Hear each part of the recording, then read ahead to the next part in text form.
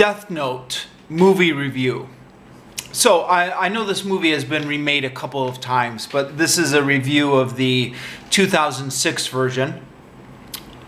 This is part of my scripted review series, which I go back through my blog archives and dig out old movie reviews that I've written in the past and try and make YouTube videos out of them for whatever it may be worth.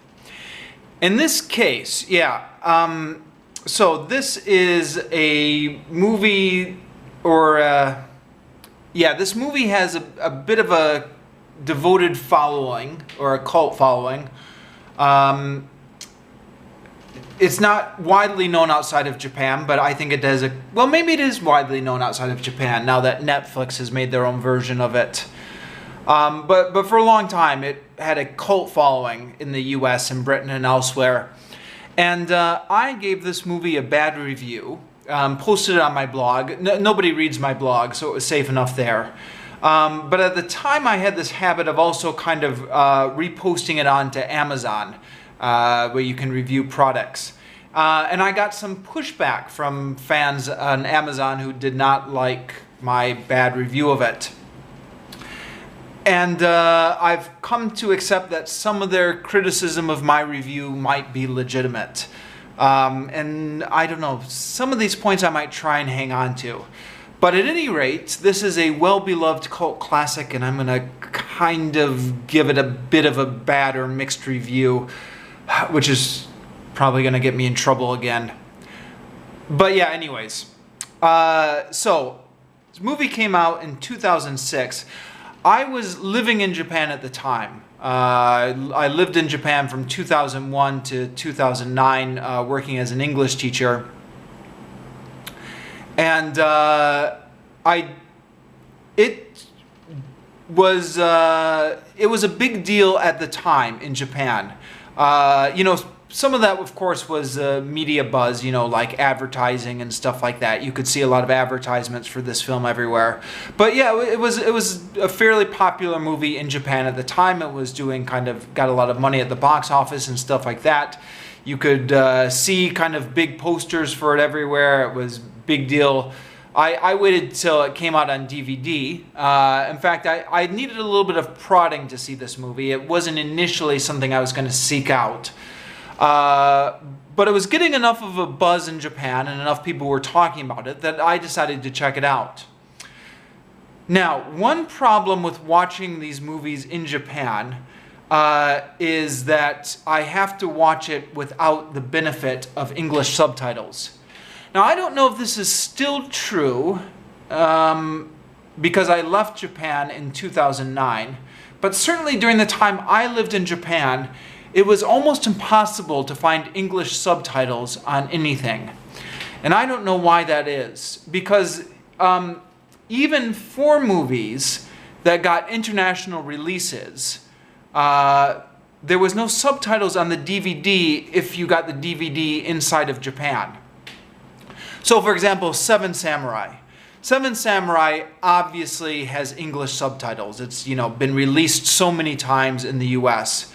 But if you rent the DVD in Japan, they don't have any English subtitles on it.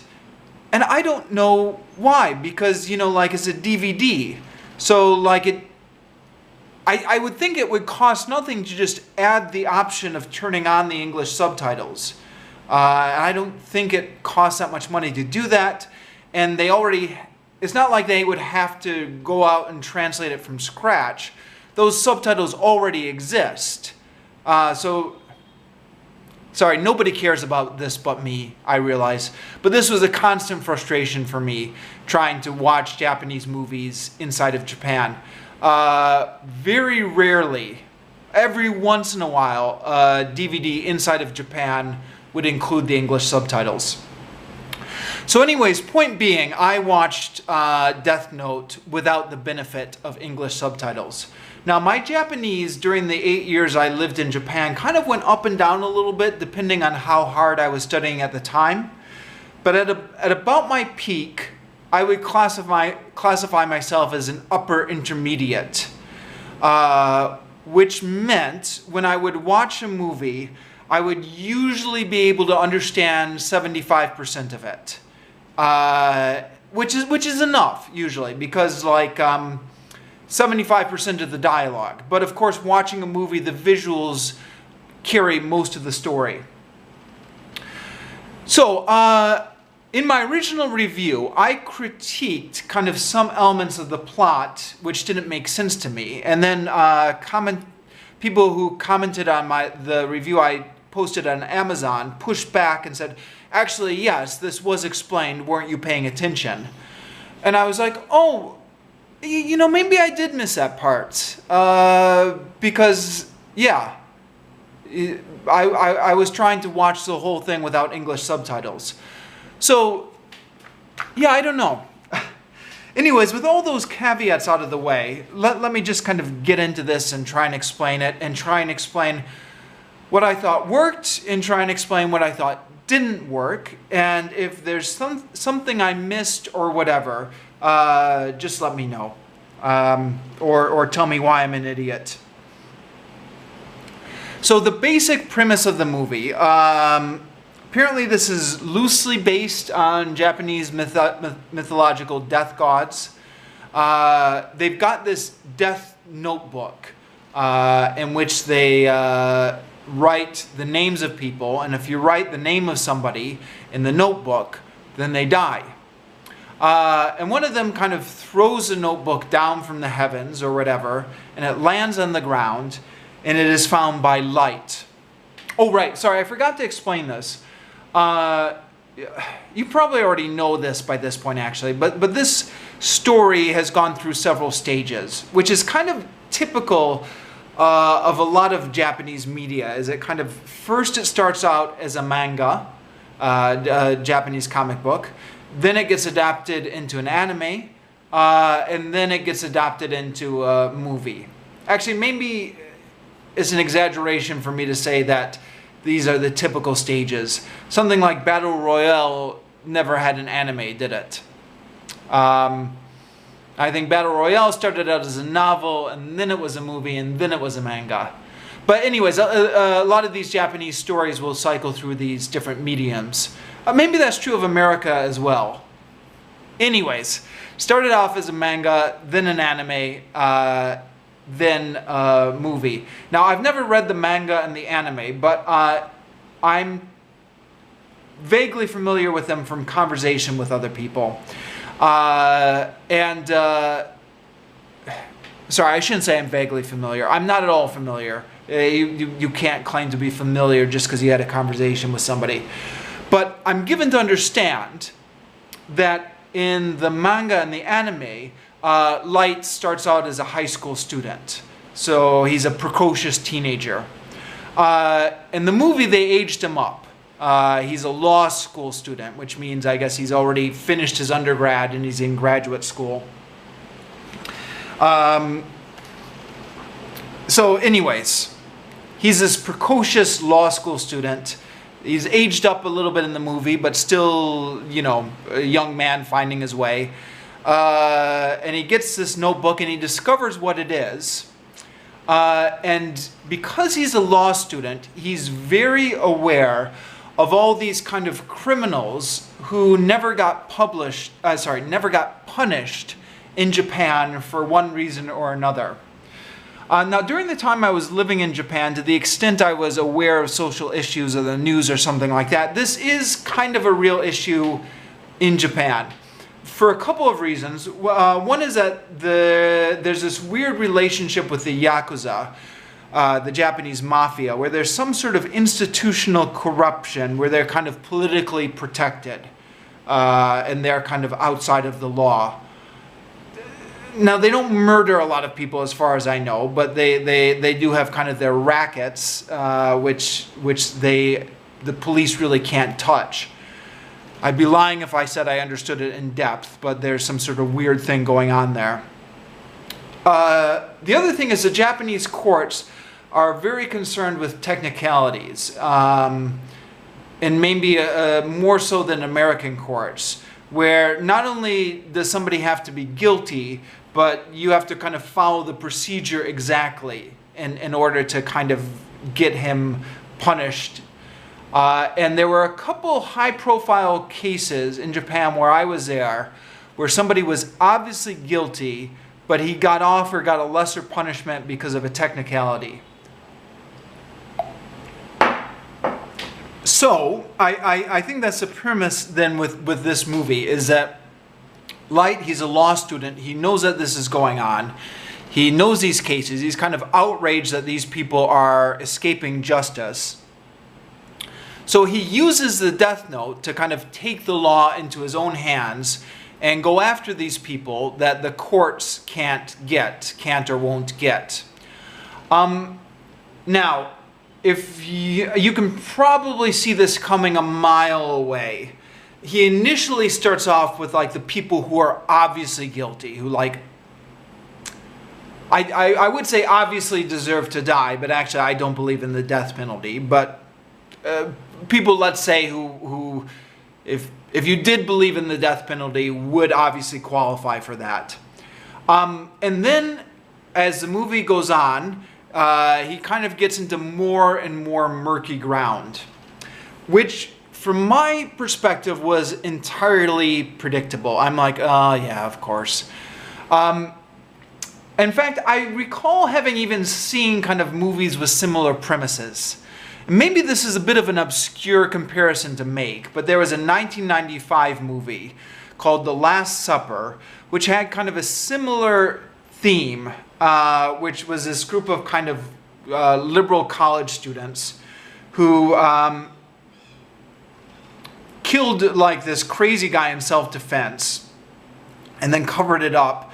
But then got this idea to kind of go after some of the terrible people in the world, and started off with obvious terrible people, and then moved more and more into murky ground.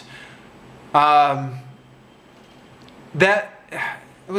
a bit of an obscure movie. Never got a big theatrical release, but it was like rerun on HBO or cable or something like that a lot in the 90s, which is where I saw it a couple of different times.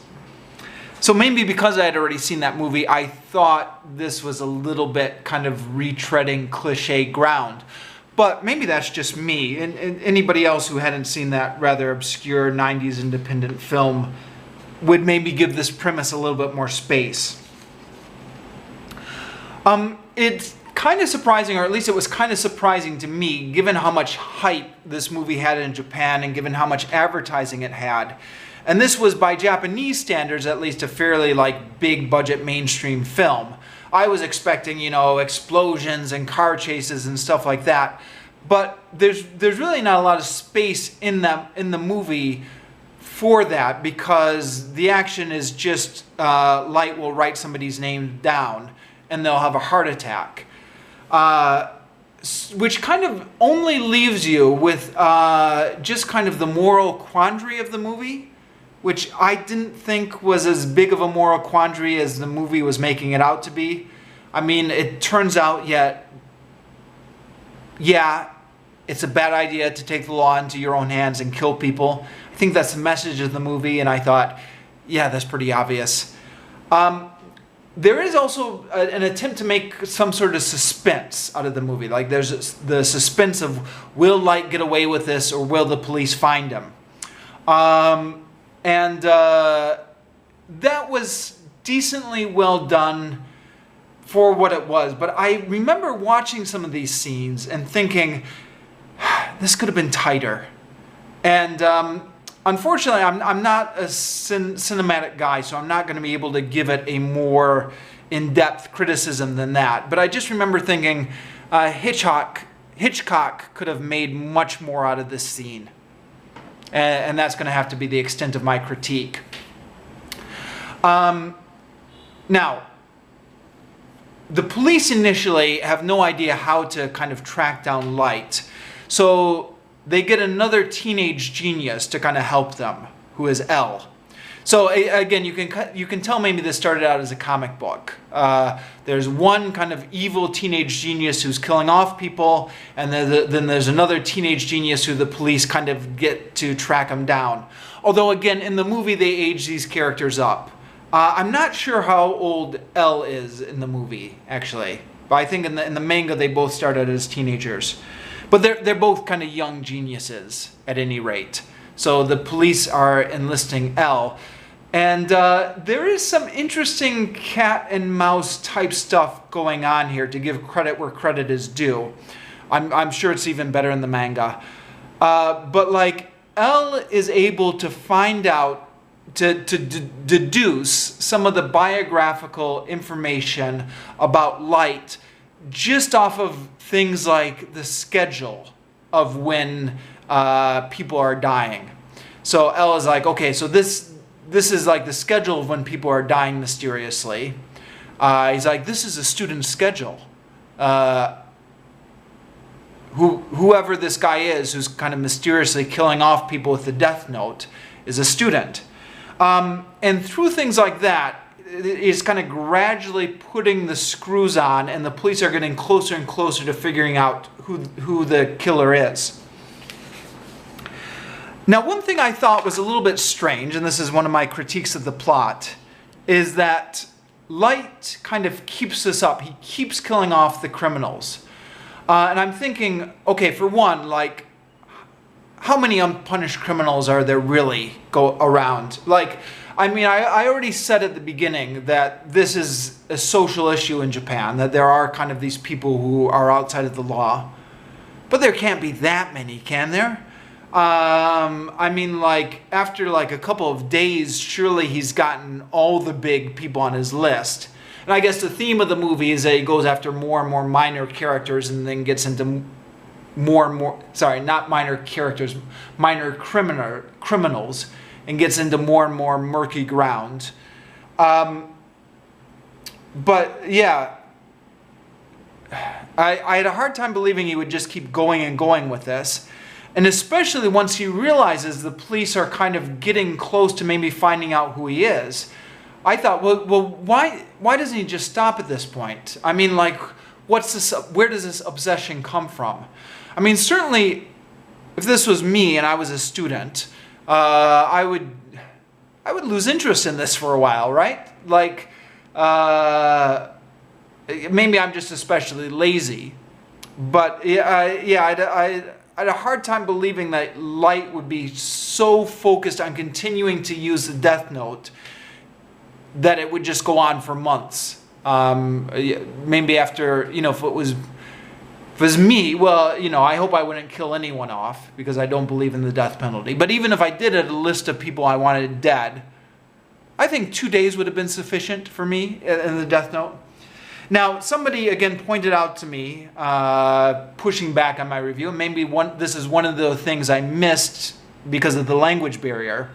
Apparently, one of the reasons that Light keeps this up is to attempt to throw the police off of his track. Like he's trying to establish an alibi where he's going around doing normal things while he's kind of keeping up with the Death Note.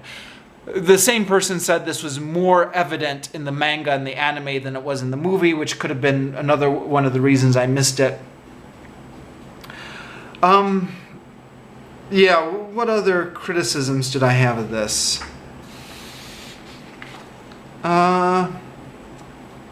Oh, right, yeah. Sorry, I almost forgot one of the most important things to note about this.